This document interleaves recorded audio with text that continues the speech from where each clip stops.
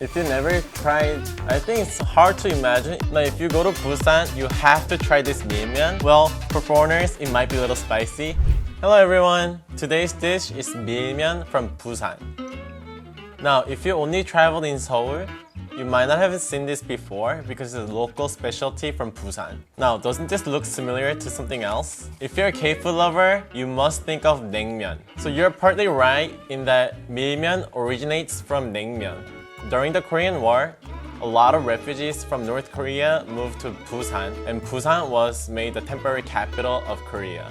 With influx of people, there were no food to eat, so they would have to rely on the US supplied flours and try to make food out of it. Now, this one refugee from North Korea missed their home-style food Naengmyeon, but they couldn't find the buckwheat, which was the main ingredient for making Naengmyeon. But what did they have instead? They had the starch and flour supplied from the US Army. Now, they tried mixing those two and created this new style noodle called Milmyeon.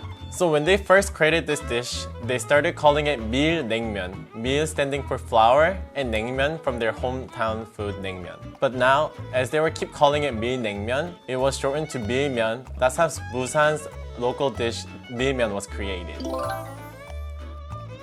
Now today we have two types of Milmyeon. One is ice broth Milmyeon called Mulmilmyeon. This is called Bibim Milmyeon. Bibim meaning sauced. So let's mix up the sauced one before the noodle gets all soggy.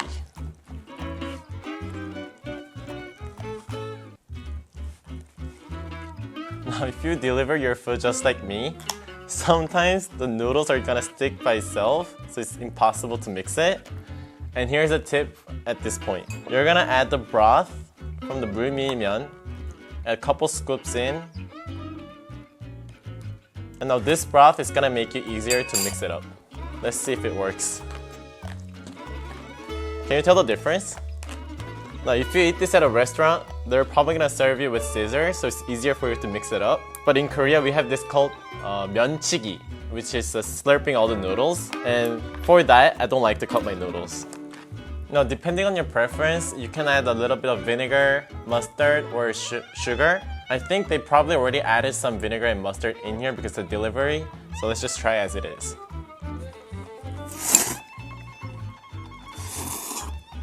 I like Milmyeon over Naengmyeon because the noodles are a little more thick because of the flour, but still a little stretchy and chewy with the starch. So it got both the texture and the volume at once. And the sauce too is not spicy at all. Well, for foreigners, it might be a little spicy, but it has a lot of sweetness to it and a little bit of vinegar kick. It's all flavorful in the noodles.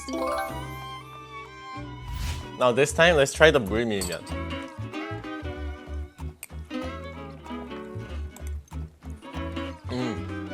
The broth is a little savory because I'm not sure, but I think it's made from pork broth.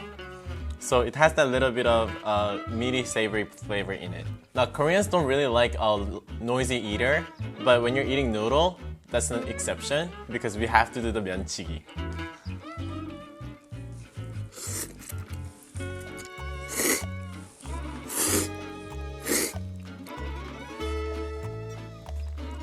Now this pickled radish over here, it acts like a kimchi for this kind of, compared to bibinnnaengmyeon, Mulmilmyeon is kind of bland, so this pickled radish is perfect when you wrap it around the noodle and eat it together.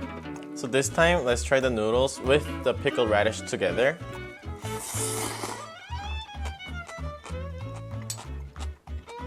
Now besides adding the pickled radish on top, a lot of Koreans also put K-barbecue on top of either Naengmyeon usually. So let's try this. It's my first time trying the bulgogi with Milmyeon, but let's do it.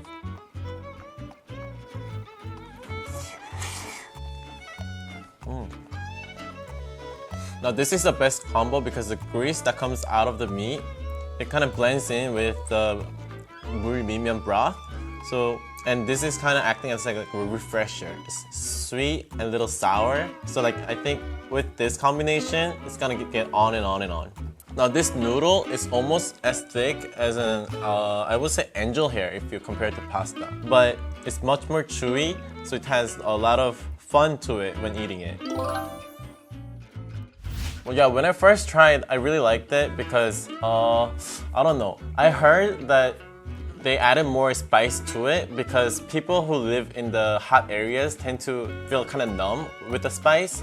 So I heard that's why they made it more sweet, more sour, and more spicy.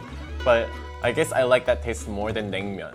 And then the noodles too, I like the texture because naengmyeon, when sometimes you eat it, it's either too chewy that it's almost impossible to eat it without cutting it with scissors. But milmyeon, it was perfect for me to do the myeonchigi.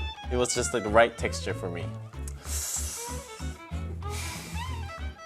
If you never tried, I think it's hard to imagine if you haven't tried naengmyeon because this comparison starts off with naengmyeon. So maybe think of a angelini pasta but very chewy texture, and almost with the noodle itself there's no flavor to it, but you have the broth or the sauce that's making the taste out of it.